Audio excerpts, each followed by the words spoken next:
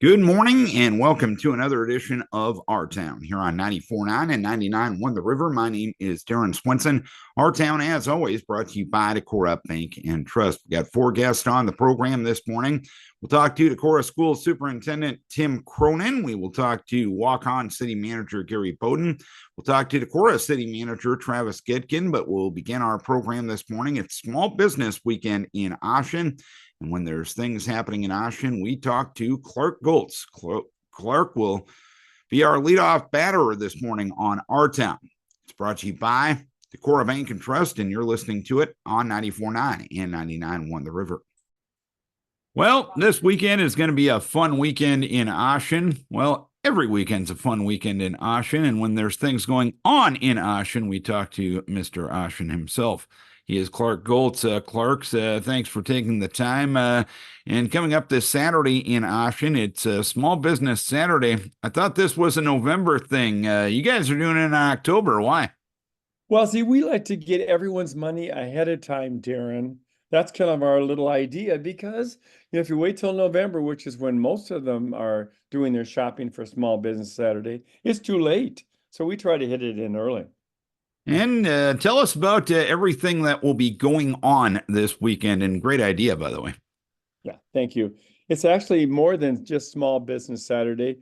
It really is Thursday, Friday, and Saturday this weekend, October 17th through the 19th. The first thing that happens is a flu clinic at WinMed Clinic in Ossian.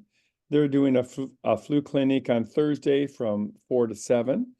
And they can get all the vaccines available that you would get. You can call for an appointment, or you can just drop in if you want to take a chance. That's one of the things that kind of starts it off. And I'm guessing there's stuff happening Friday since we're going chronologically, correct? Well, I thought I would do it chronologically. I thought it would be easier for you to follow me, Darren, if I did that. You know So what? yes, I'm not that bright, so I appreciate that. I won't comment on your academic prowess, but I will say that on Friday, then, we have an open house at it used to be called the Ossian Senior Hospice. They've changed their name now to the Ossian Care Center. And they have a new administrator, Rachel Marshall, and you'll be able to meet her from 1 to 4 on Friday afternoon. So that's a great new business opportunity as well, because that's one of the major employers in Ossian too. And then? Well, then we have Friday night. Friday night is kind of the second annual spooky Halloween movie night at the park. We have kids' activities, pumpkin painting and Halloween games and all those kind of things. And then, of course, we have a movie called Hotel Transylvania that begins at 7 o'clock. So kids' activities start at 6 at the Carey's Park, and 7 o'clock means Hotel Transylvania outside at the park. Let's do that haunted to Saturday. I know. Before we get to Saturday, let's do that haunted business, haunted voice that thing again. I gave you a B+ on your first effort. Let's go for the A this time. What movie is being shown on Friday night? On Friday night, we have a great movie called Hotel Transylvania. There we go. You nailed it, man. The laugh really kind of put the exclamation point on the selling of that end of things. Now that we've been scared out of our wits on Friday night, which is a good thing at this time of year, let's go to Saturday. And there's nothing scary about Small Business Saturday and everything going on in Ossian. You got it. Well, first of all, Friday and Saturday, depending on the business, we're going to have cookies and cider at all the participating businesses along Main Street or anywhere across Ossian.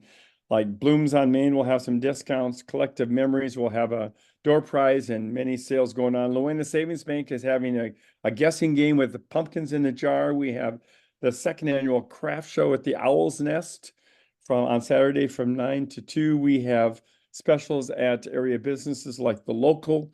We have, I guess that's probably most of the things that we have going on, but there's something everywhere. So stop in, get some cider and free cookies. By the way, cookies are provided by Casey's, which was pretty nice of them to do. And that's kind of rounds up our weekend, Darren. Anything we're missing? Anything else you want to pass on about all the fun that will be taking place? Or do you want to practice your spooky voice again? No, I'm not going to practice my spooky voice, but I will tell you one more thing. On Thursday, we have this amazing thing in Ossian. We have a story walk, which is all the way down Main Street. and it's been very, very popular. And this week, of course, we're kicking off another book. It's called How to Catch a Monster. So that'll be fun. That's part of a grant that we've gotten from area businesses and the Ossian Crown Club. All right. All sorts of fun going on in Ossian this weekend. And when there's fun going on in Ossian, we talk to Clark Goltz. Clark, thanks for the time. Thanks for scaring us with the scary voice. Thanks for the entertainment, as always. And let's have a good time this weekend. Thank you so much. Thank you for calling. Have a great day. Clark Goltz, Ossian, Small Business Saturday events taking place Thursday through Saturday in Ossian. Haven't had the chance to catch up in a couple of months, but just letting you know, I still care. I still know your email address, how to get a hold of you. Travis Goedken, City Manager of Decorah, joining us this morning. And Travis, first things first, right now the city is operating with 6 council members. Ross Hadley stepping down from the council in September. A special election is going to take place in December. First things first, why couldn't that take place on the day of the general election? That is a great question, Darren. And I completely forgot. It has been a long time. We haven't even had a chance to cover that yet. Yeah. So when Ross made that announcement that he was going to be relocating, primary residence no longer in town, and had to step down, we started having those conversations on when would a special election occur based on state rules. Talking with Ben Steinis, as the auditor who runs the elections here, we thought it could be on the November ballot. Everyone here locally did. And then turns out the Secretary of State had a different thought. And buried deep within state code is a prohibition on the city holding that special election if we have no other business on that general election. So we couldn't just put it on the regular ballot in November, which I know was the desire of many council members, but not even possible. So there's also a blackout period. We can't hold a special election 4 weeks before or 4 weeks after the general election. Given all these time constraints, the soonest we can fill that position is December 10th. And related to that law, was that a part of the election changes that were passed in the legislature, I believe, 2 sessions ago? No, that would have been more specific to, I don't believe so. Okay. That was going to be more specific to bond issuances and things like that. All right, so December 10th, folks will go to the polls. What are the deadlines if people are interested in running to get their name on the ballot? So there's still plenty of time for those that are interested. I believe it's 28 days prior to the election. Please, I encourage you to reach out just to confirm, reach out to Ben Steinis. Because again, you submit that paperwork to the county auditor. You do not bring it into City Hall here if you're seeking that seat. All right, moving on to the issues that were discussed at the most recent council meeting. You held discussion on off-highway vehicles being legal on city streets. How'd that discussion go?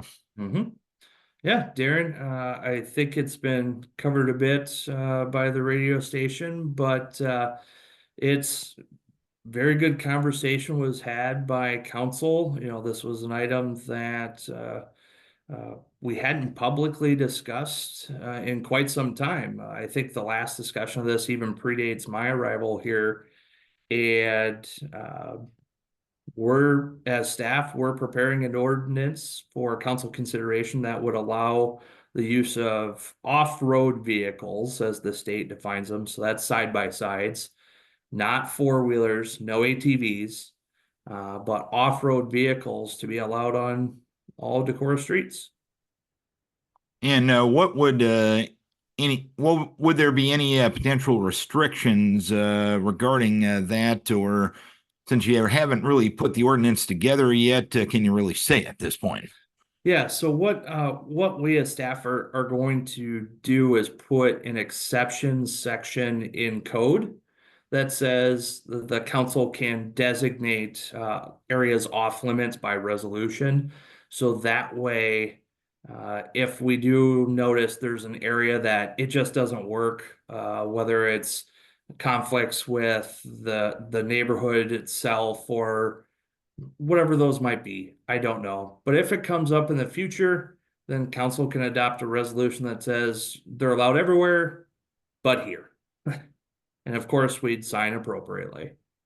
And was this conversation getting brought up at this time? I know the Iowa legislature passed a law that probably gives cities maybe a little bit more leeway in allowing this. Is that any way connected to the conversation you're having on that specific issue?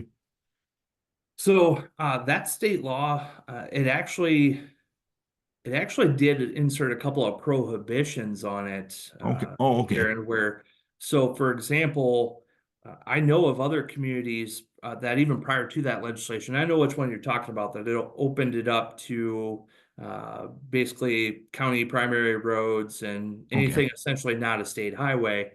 But cities used to be able to allow on its own city streets, and we used to also require permitting.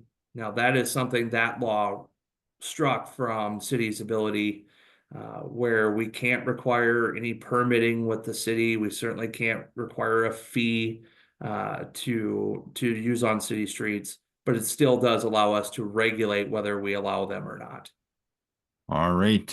Stay tuned on that end of things. You held discussion at your most recent meeting regarding 121 East Water Street, the area by the corner bar, ordering some sidewalk repairs in that area. When does a safety concern in this instance or a nuisance concern, when does that reach the level that the council needs to take action on it? Mm-hmm.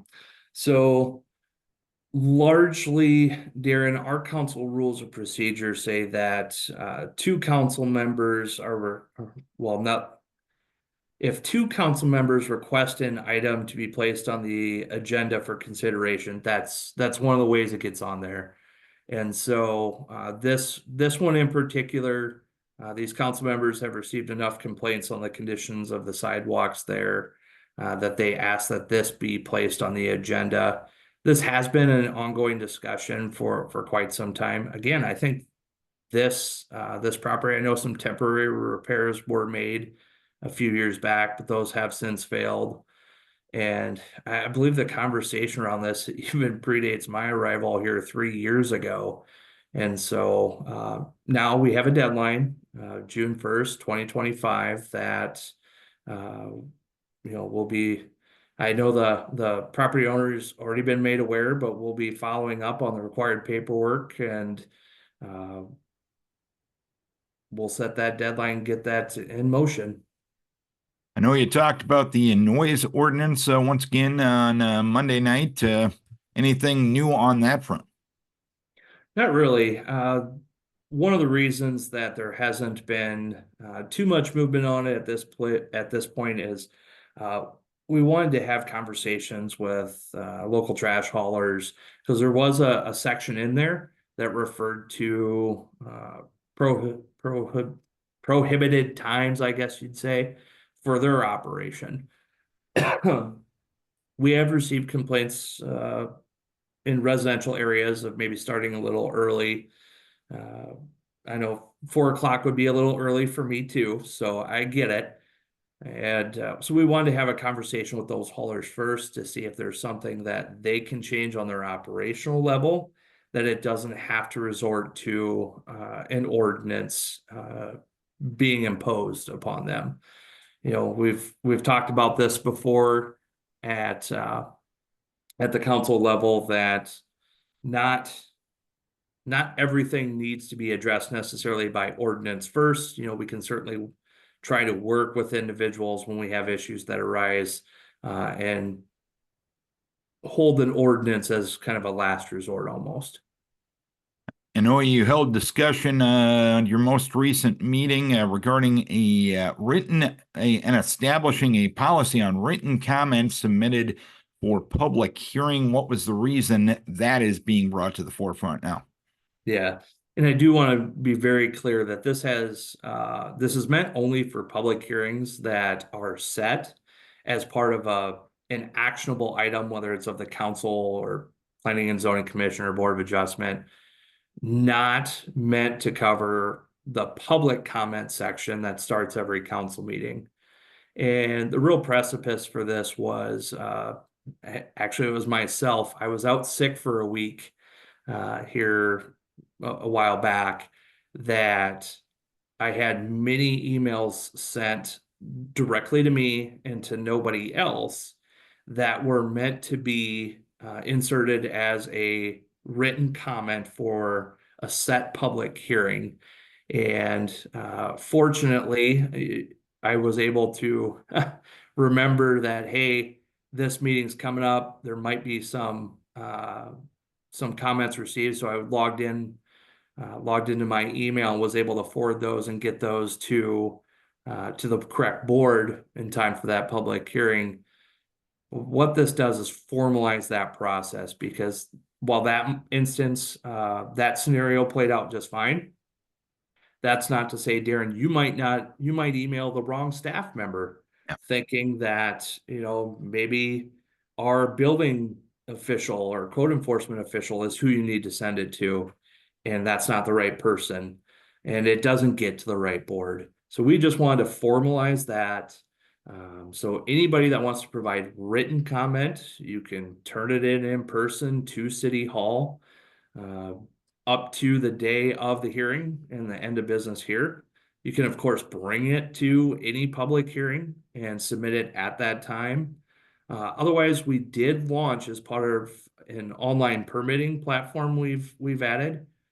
You can rate on the website. If you click on the menu, right on the menu tab is submit a written comment. And that's the field that you'll use for an electronic filing.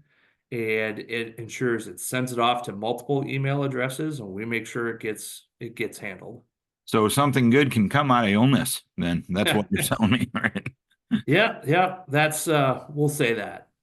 All right, that's what's on my Microsoft Word document right now. Anything else you want to pass on to the public, as long as you got the form, Travis? All I'll really say is we've got, as fall approaches here, usually this is a little slower time here in the administrative side for the city of Decorah, but we are full speed ahead on numerous projects, whether it's Carlson Park or the Dalen property. Both of those are coming to a head at the same time, and we'll have hopefully some really great announcements here in the very near future. Just thought of another one. Leaf. No, you said we were done. You said that was it. Well, you know what? I'm kidding. I'm in media. I reserve the right to change my mind. Leaf pickup. Anything new on that? Since I'm guessing leaves will be coming down here in the not too distant future. Yes, we do have a tentative pickup date, and if you give me a second here, I can grab my notes from our weekly leadership meeting. We're gonna start tentatively. I say tentatively. Okay. Because again, those leaves do need to fall, but we are looking at October 21st as that tentative start date. And as a reminder to residents, please, I know it was the practice for many, many years, but do not rake the leaves into the gutter. Leave them on the back side of the curb, because we now have a leaf vacuum that we're able to drive down city streets and collect the leaves off the boulevard. Please keep them on the back side of the curb. Otherwise, if we ever get rain again, those leaves could end up in the storm sewer and create a bit of issues for us when they make their way into the storm sewer. All right. Appreciate you taking the time. Haven't talked to you in a few months. Hopefully you weren't mad at me. Good to be back in touch with you there, Travis, and we'll go from there. And thanks for the time as always. Yep. Always a good time, Darren. Thank you. Travis Goedken, the city manager of Decorah, updating us on what's going on with the city. Having our conversation here with Waukon City Manager Gary Boden as we talk about all things going on in the city of Waukon. And Gary, when we talked to you last, the city had been just awarded a grant from the Iowa Economic Development Authority regarding the potential of bringing 72 apartment units to Waukon. Anything new on that grant regarding the amount and what it will all entail? Well, the grant itself isn't technically given to the city, it's given to the developer, and it's a tax credit grant of $1 million. What that means is that sales tax, for instance, on the materials that the developer uses will be tax exempt. There won't be any sales tax, and that's how the grant is actually awarded, is by effectively forgiving the sales tax.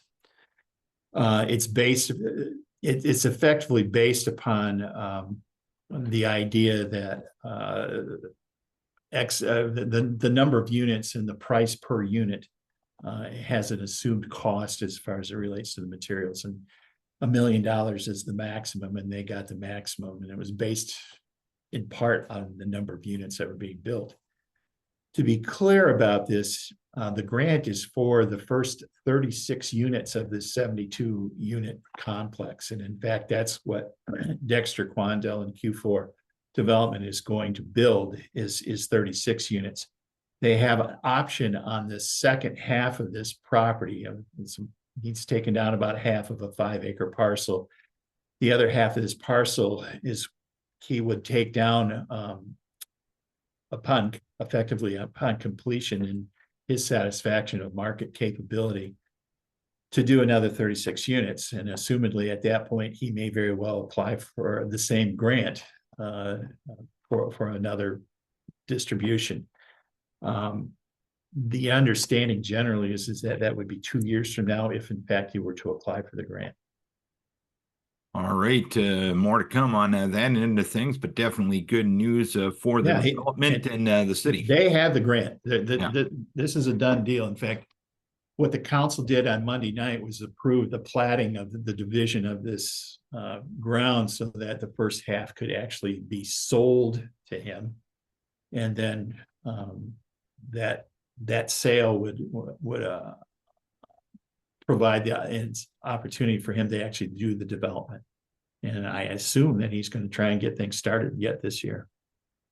Exciting news on that end of things. I know the council at its most recent meeting discussed a couple of funding requests. One was from the Alameda County Child Care Coalition. How did that discussion go? Well, the Child Care Coalition is making an effort to talk to all city governments and the county government regarding the need to provide wage enhancements for the existing workforce that's related to childcare in our county. One of the reasons why this is being done is that it is very difficult to provide childcare. It's very expensive. And on top of it, the people who are providing the services are making $11 an hour, $12 an hour maybe, and that these wage enhancements would actually evolve an opportunity to make these jobs a little bit more competitive in the regular workforce. I mean, there's fast food operators, fast food workers that are making $16 an hour or more. And I'm not minimizing that work, but the point being is that this is a labor force, as far as childcare is concerned, that is significantly underpaid. And at the same time, the cost of providing childcare in and of itself is very expensive. And in the case of the Alameda County, we have an incredible need for daycare support. We're considerably under staffed, and the programs are just not there. to take care of the need that we have. The recent Sunshine daycare center that had opened up now in Winneshiek in Decorah now has a waiting list.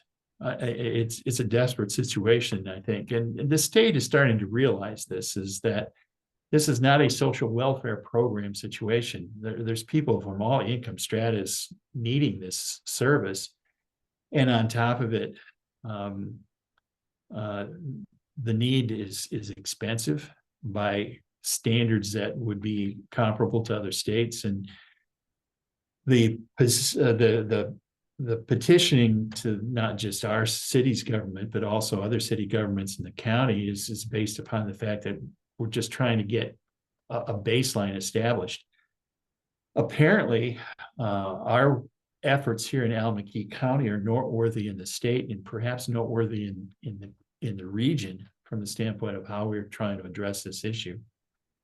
But it is a problem that is of significance, and the council gave direction not to actually make that commitment because it'll come in the context of our budgeting that will start here in a couple of months, and that if the funds were directed to the coalition, that would not occur until the beginning of the next fiscal year in July of next year. But in general, or is the council supportive of such an idea, though? I think they are, but I think that they're also looking at this in context of other expenditures that we've made that candidly have been a little bit off budget. And they're looking at this in the context of other expenditures that we would anticipate in the upcoming year. I said it at the meeting, it's kind of hard for me to thread the needle as far as budget capabilities for fiscal 26, 9 months out from when that budget would be impacted or affected, and then at the same time 3 to 4 months out from when we would actually put together the budget for council review and approval. But this is an initial ask, just like we had an ask from the Housing Trust Fund of this area last meeting to get a funding commitment for something that would occur at the beginning of next fiscal year. All I'm looking at is that the council, I think, would like to make these commitments, but at the same time, we have to gauge that against other budget priorities. And the ask is out, and it's appropriate that it's being asked. But right now, it's too early to actually say that's going to happen. And, this is all against the backdrop of this property tax reform that is a multi-year and multi-phased approach or issue. Understand that last year the year that we're in right now, but from the last budget making that occurred, 10 months ago, 12 months or 8 months ago, we got as much money as we could from property taxes. And that resulted in a $6 a year decrease in property taxation for the average $157,000 house in our community. We did get more money in property taxes, not significantly, but it was not it was not enough to make a whole lot of difference. So we have to watch this, and we also have to look at other revenue sources at the same time. But understand that about half of our budget, as far as the general fund is concerned, where these monies would be spent out of, is made of property taxes, and our other revenue sources really aren't growth sources. And you touched on the request from the Northeast Iowa Regional Housing Trust Fund program and the request for a local match regarding that. What were the specifics of that request that was made to the council? It's the same program. They're asking for probably about 2.5 times what they normally have been given by us in prior years. And the reason for that is that this program is incredibly successful. And on top of it, the need is incredibly increased, particularly given the fact that housing prices have just gone crazy. And as a result, the affordability of trying to get housing becomes more and more of an effort. And moving forward, you held a little bit of a discussion on engineering services. I know many cities have had this discussion, whether to have a in-house engineer or a hire out an engineer for these professional services. Where is that discussion at from your perspective right now? Well, at this point in time, we actually put a hold on that. We didn't actually discuss that, but in the past, it's been discussed about having an in-house engineer. It's just way too expensive. And I don't think that's changed. The question here is what kind of expectations we have out of engineering services that we contract for.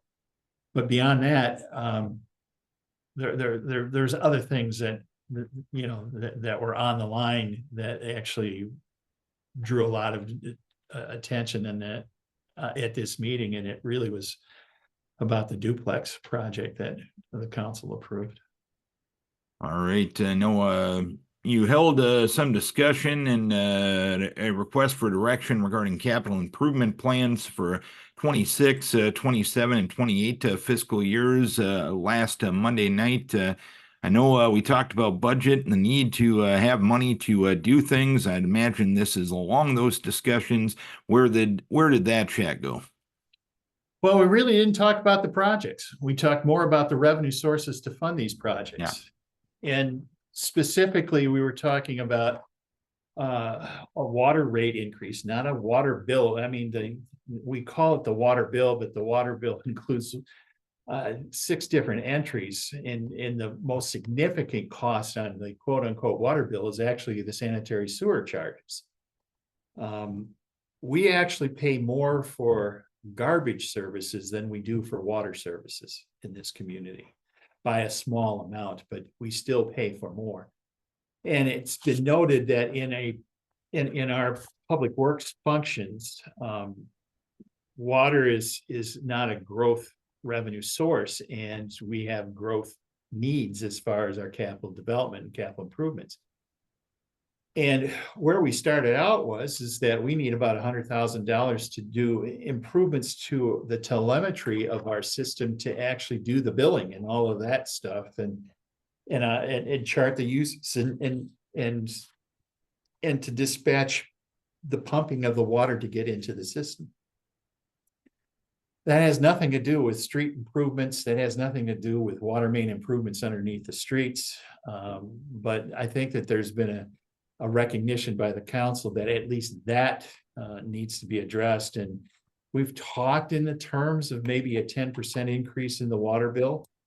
But that water bill increase, if it were 10%, wouldn't be a 10% in the overall bill. It would probably be around 3% in the overall bill, or 2%. Because what we're talking about right now on my water bill would be something in the range of $2.59 a bill for a bi-monthly bill.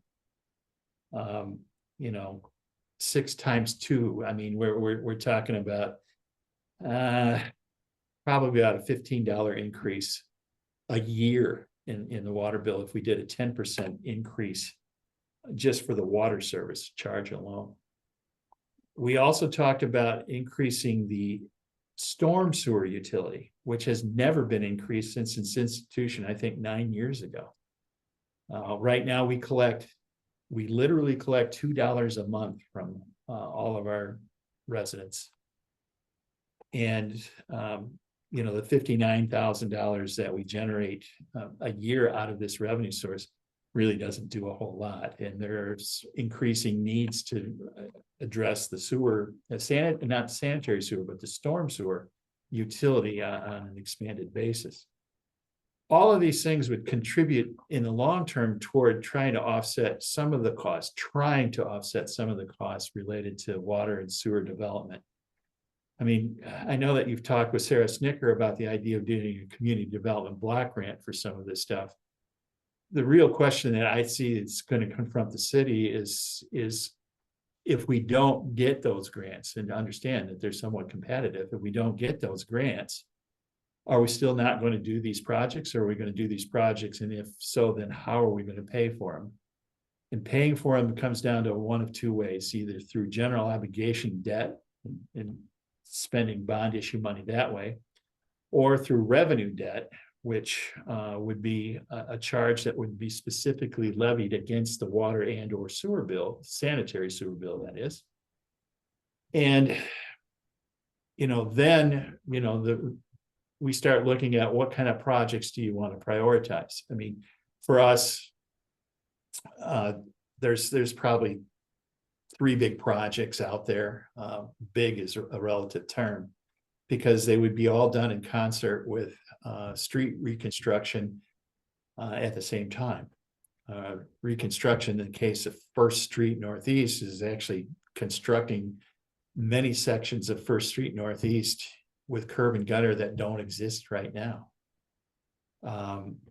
We're looking at First Avenue Southeast, which has had a myriad of water main breaks, and the street's all chunked out to begin with. And we're looking at a project of that in about $1.5 million, $1.6 million, I think, to do that project, which would be inclusive of the utilities at the same time.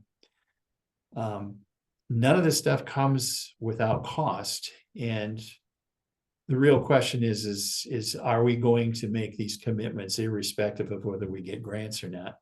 If we get the grant money, great. And what that does is it perhaps frees up more money for us to do other street improvement projects that are desperately needed likewise. But right now, the real question, I think, before the council is whether, in fact, they're willing to make a commitment on spending or increasing water sewer costs to offset these capital improvement costs. Because if we don't, we're going to be back in the same boat that we've been before, and that is that we can complain about fixing the streets and the waters and sewers, but we don't pay for them. Therefore, it's not going to get any better. And it's related a choice for the council to make. And related to specifically the water and sewer end of things, from what I understand, both of those by state code are enterprise funds, because you have to basically take in and put back in what you generate from the water and the sewer system, correct? It's not like you can throw property taxes over into those funds. It's got to come from what the service, what you charge for the service. Is that correct? Yeah, that's correct, with one caveat, and that is that if in fact we're talking about capital improvements, so you can't really spend general fund property taxes. I mean, I know that it's getting into the weeds here, but there's different kinds of allocations of property taxes that have implications on your budgeting. For instance, paying for the police department comes out of the general fund that is property tax supported. Those kind of monies do not go to water and sewer services.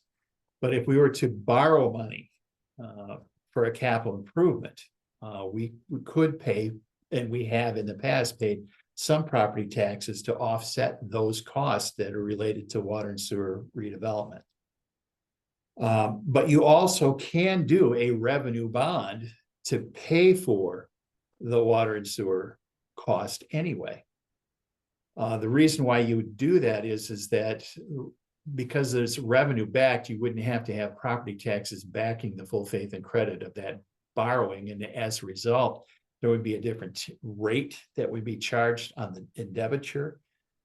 But also it comes with the benefit of not having to utilize your GO debt limit, which is limited by 5% of your assessed valuation, so that you would actually have more flexibility in borrowing monies to fix the streets, specifically the streets, than you would otherwise have if you started spending that money on water and sewer in addition to fixing streets. It's a sources and uses issue, but at the same time, it gives the cities more flexibility if they decide to utilize a revenue bond. So, yeah, as with a lot of things related to city, money coming in, money coming out, it's a lot more complex, and there's a lot more layers to it than obviously meets the eye. That covers what was in my notebook. Gary, anything else you want to pass on to the public, as long as you got the forum this morning? Yeah, I think, again, it shouldn't be underestimated. The council approved a development agreement with Tailwinds Capital that would allow for the development of they call it twin homes subdivision. Tailwinds is going to is making a commitment to the city of building 4 2-unit buildings that will be owner occupied. And in this development agreement, they likewise are taking an option with a recognition of more ground and more development of doing 4 more buildings with 2 units each. So at full build out, you could see 16 owner occupied units which have 1,400 square feet. These are not small units per se. And the expectation is that the price range is going to be somewhere between $325,000 and $350,000 a piece for these 2-bedroom, 2-car garage units. And again, they'll be owner occupied. The city's participation in this effort is to provide infrastructure improvements. We've already done the water and sewer in this area. What would be left is doing some of the site grading work, and more specifically and more notably, the street construction work for this project. This has been a project that's been long contemplated. We finally have a developer that the city has found to be satisfactory to meeting the needs that has been envisioned for the ground that the city owns. And that this will be a significant attempt to try and at least get some single family, I shouldn't say single family, they're 2-family housing, but they're owner occupied housing into the community.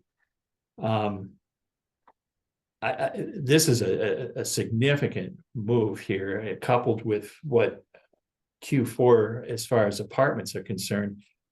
In the first round of development, you're going to see 44 new dwelling units built in this city starting next year, and assumedly being completed perhaps this next year, with the opportunity of both parties to double the size of their commitment. 36 more units for Q4 as far as the apartments are concerned, and another 8 dwelling units as far as Tailwinds is concerned that's owner occupied. 88 units could very well be completed in this community in about 3 years. That is a significant move on behalf of Waukon, and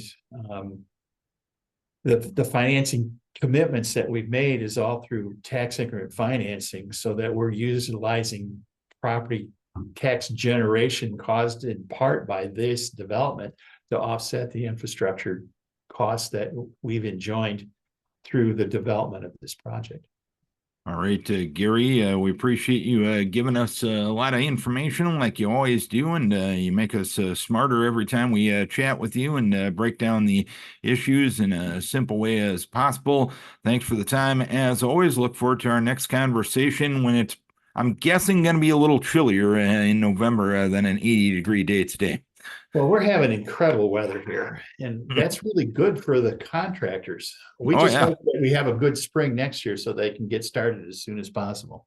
Tying in all the issues together, weather, housing, everything like that. So Gary Boden, City Manager of Waukon, having a conversation live. Live, absolutely, in person. Live and in person with Tim Cronin, Decorah School Superintendent. Obviously, a lot of things to get to.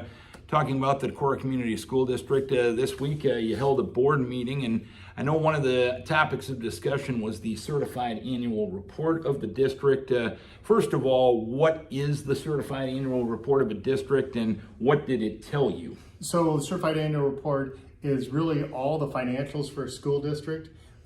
School districts operate probably a lot different than a family budget, where you know, a lot different and a lot similar, but just because of the size of school districts and expense revenues streams and expenses going out, it's the kind of thing where you can track that, but you have to have a final point in the year. So we use school districts use June 30th as kind of the end point of the fiscal year, and then we use the month. Kathy, our business manager, and all business managers spend July and August then making sure all expenditures have an account code that matches what the expenditures with. And so you can put in your expenses, and you then can say, how much do we spend on transportation? And you get a cost per mile.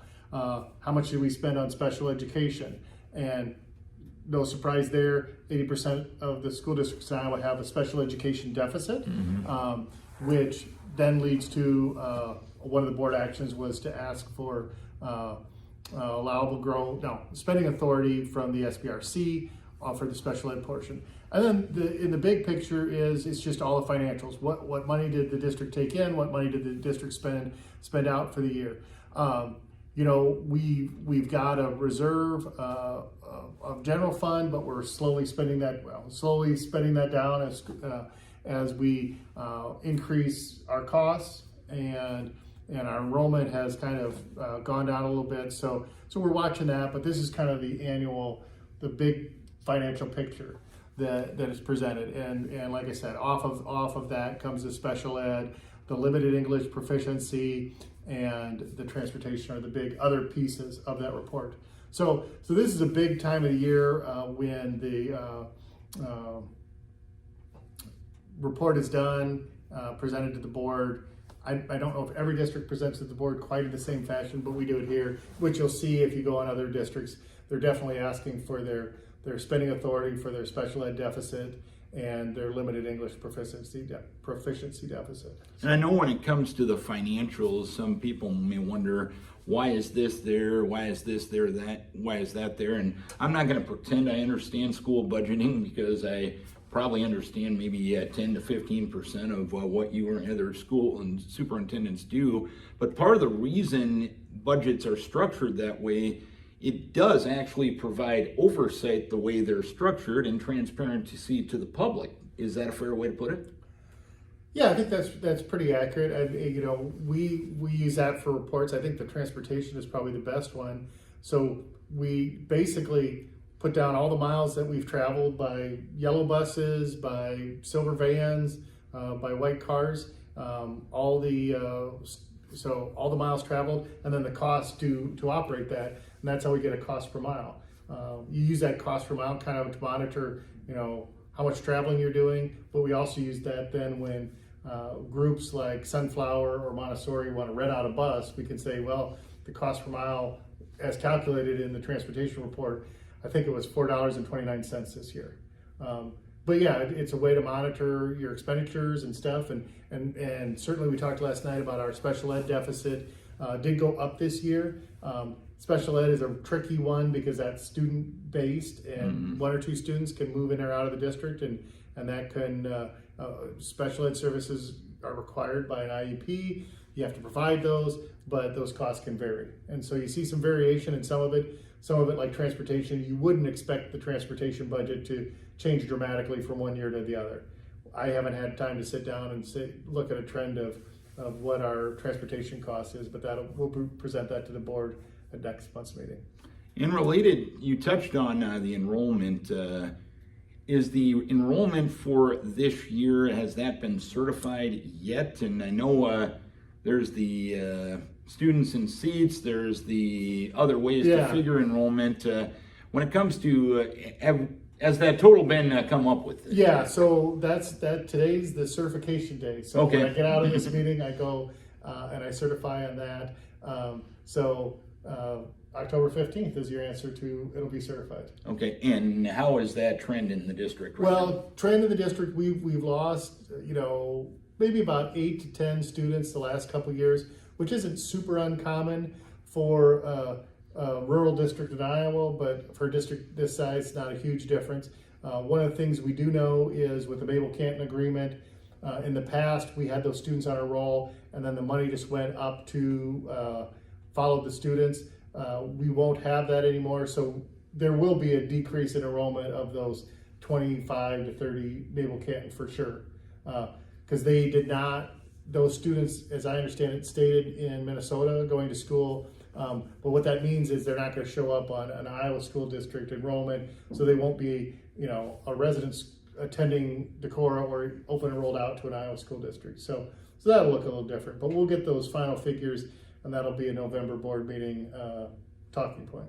And when you lose 8 to 10 students over a course of a couple of years, what does that mean financially? Well, so you have to, if a student's worth $7,600, the state does guarantee you one time, they'll give you 101% of last year's number. And so usually budget wise, and then if there's a 3 or 4%, 3.5% increase on SSA, you might get the same amount of funding, but it's like if your budget, if your salary stays exactly the same, but all your expenses goes up, you have to make cuts. So we've kind of quietly over the last 2 years really tried to make some cuts as far away from the classroom as possible in anticipation, just knowing that our enrollment's going down, our revenue's going down. And so we've done two things. We've either not filled positions and tried to combine positions. And then the other thing is we've taken opportunities to move expenses that are a general fund expense and move those to other revenue streams. So for example, I know when I was looking in the certified report that Kathy did, you do the report, you put all your financials in, and it gives you some warnings. It says, hey, you spent more money in this area, or you spent less in this, and so our energy costs went dramatically down this year. And so that's because we entered into a 28E to purchase our natural gas. That allowed us to pay that out of management fund, which is separate than general fund. Yeah. So that anytime I can move, or a school district can move a cost off a general fund to a different fund, whether it be management or PEPL or SAVE, then that helps your bottom line. And so we've tried to move a few things off of general fund into the management fund or the SAVE and PEPL, which will then kind of helps you afford reduction of students, because you're going to get reduction, you're going to get less money from the state in the future. And moving on to another topic, there's a big election coming up on November 5th, and there's a bigger election here locally on November 5th with the bond issue referendum for the new elementary school. Obviously, the two votes passed in September, which was the first step in this process. What do voters need to know prior to November 5th? Early voting, we're doing this interview on Tuesday, October 15th.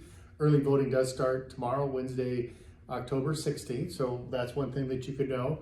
There's a great website, Decorah, CSD, future.org. You can go to get information. It's also linked off of the school's website.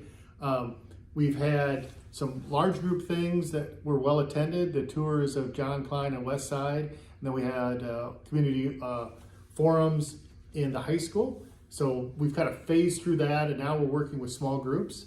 If there's anyone that would like to learn more information, and you've got a coffee group or a reunion group, you can contact me for just information. If you want to have someone from the Vote Yes committee, that would be Mark Jensen. And so folks are continuing to share information out there with the public. And yeah, as you said, it was exciting, the results in September. We had great participation, passing our bond at 70%. Not the debt service levy passed at 70%, and the extend the PEPL passed at extend the SAVE, it passed at 75% with 2,400 people voting. And previously, I think they'd had about 1,000 people vote on a school-only election. So we've had tremendous participation in all the things we have done. I know in talking to the Donovan Group, the folks that help school districts PR for these campaigns, I know they're continually amazed at the amount of participation that we have in Decorah, the number of people voting, the number of people attending sessions. So that's been fantastic. And in fact, I was on a call and they said, "Oh, they're going to have a community forum in a community very similar to Decorah's size." And they said, "We sure hope more people show up." And I said, "Oh, well, how many people did you have?" And they said, "Well, they were giving building tours and they had 3 people show up." Wow. Well, I don't, when we did the tours here, I think we had 30 the first night and we were surprised. And then a week later, we had like 60. So we certainly feel like the community's participated a lot, but there's still opportunities to participate. What you need to know, the last thing I might say is there's lots of questions on your ballot. You've got the ones you expect to see, presidential, U.S.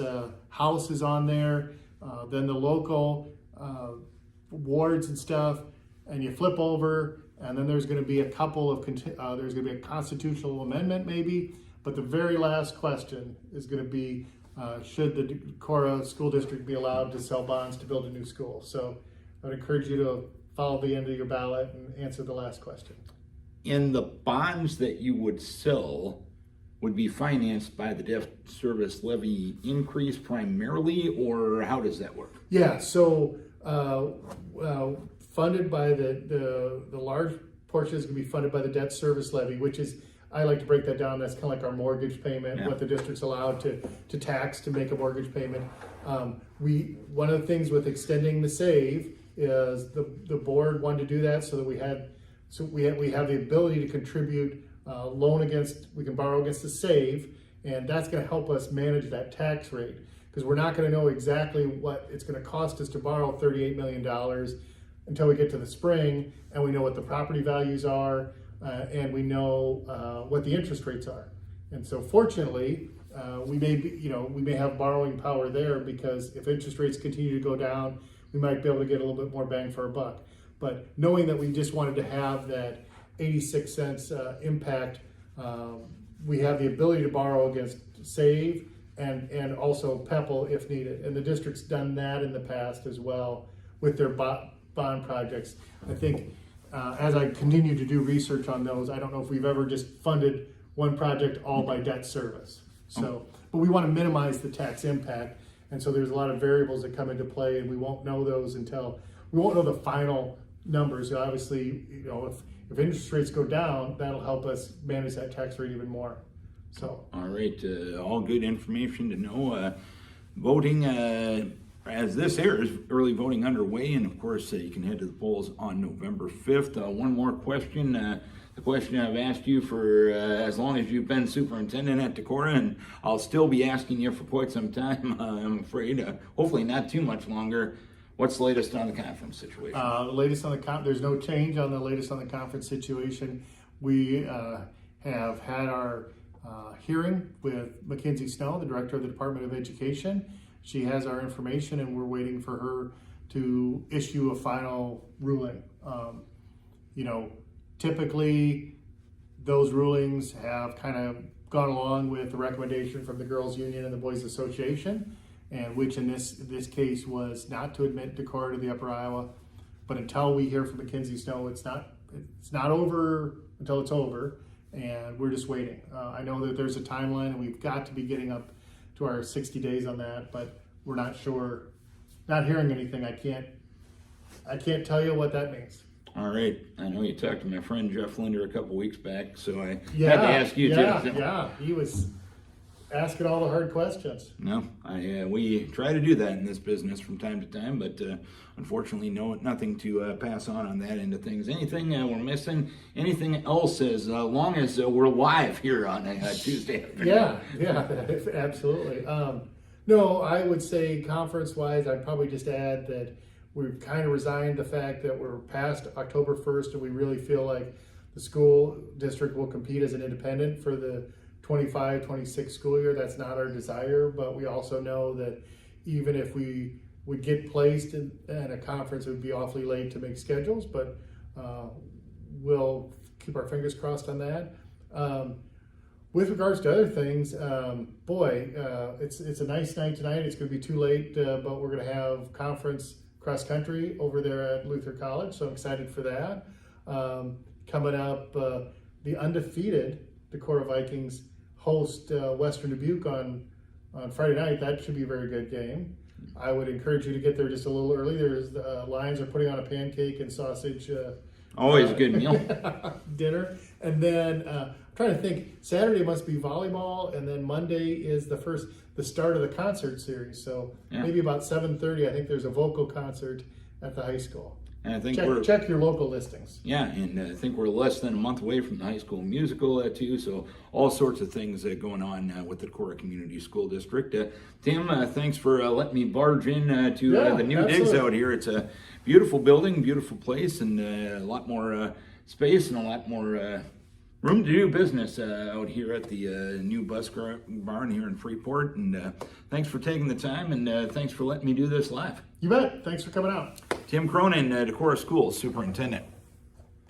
Hey, thank you to our guest on the program this morning, Clerk Goltz, Small Business Weekend in Ossian, beginning today, events going through Saturday as well. I want to thank Decorah City Manager Travis Goedken, Waukon City Manager Gary Boden, and Decorah School Superintendent Tim Cronin.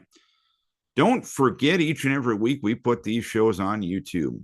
We realize you're busy, can't always be near a radio, near a smart speaker, near an audio device at 9 o'clock on a Thursday morning, but we get to talk about interesting things with the interesting people, and we want to bring those interesting conversations to you on your schedule.